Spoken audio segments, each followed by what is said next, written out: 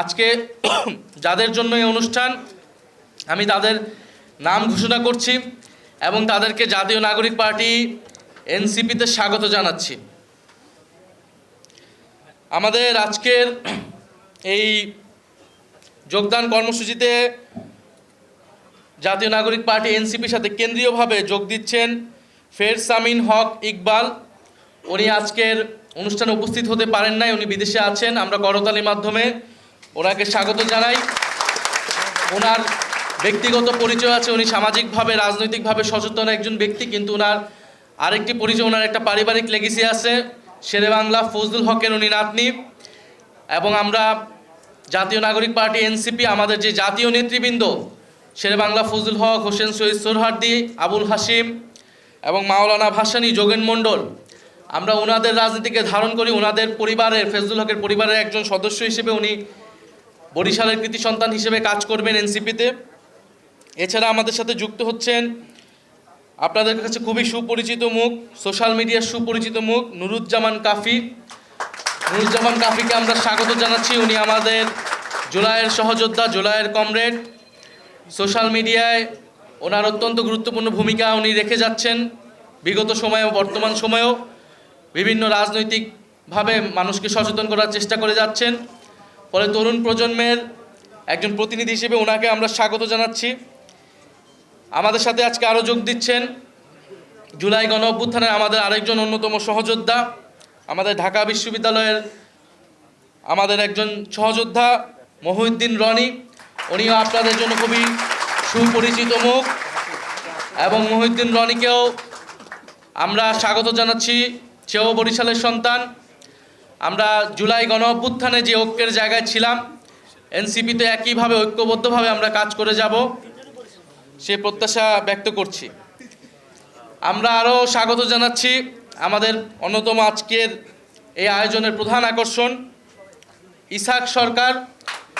ইসাক সরকারকে পরিচিত করে দেওয়ার প্রয়োজন নাই।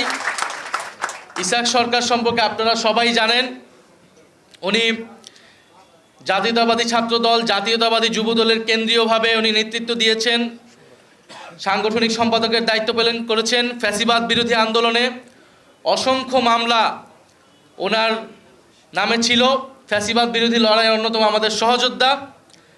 ইসাক ভাইয়ের জন্য দুঃখ প্রকাশ করছি। উনি বিগত 16 বছর বিরোধী রাজনীতি করেছেন এবং এখনও উনি বিরোধী রাজনীতি করবেন আমাদের জন্য। সো ইসাক ভাই আমাদের জন্য, ইসাক সরকার আমাদের জন্য অনুপ্রেরণা।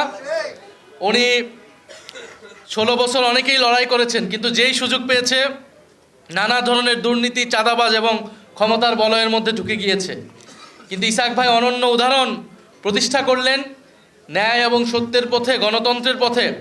উনি সকল সুবিধা, সুযোগ সুবিধা সব কিছুকে একদিকে ঠেলে দিয়ে উনি জনগণের পক্ষে দাঁড়িয়েছেন, তরুণদের পক্ষে দাঁড়িয়েছেন।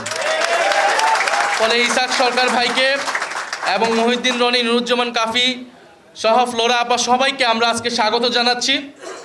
এবং আমরা আরও স্বাগত জানাচ্ছি আমাদের একটা কেন্দ্রীয়ভাবে এবং সারা দেশেই প্রতিদিনই আমাদের জাতীয় নাগরিক পার্টি এনসিপিতে বিভিন্ন ব্যক্তিবর্গ, গুরুত্বপূর্ণ ব্যক্তিবর্গ যোগদান করছেন।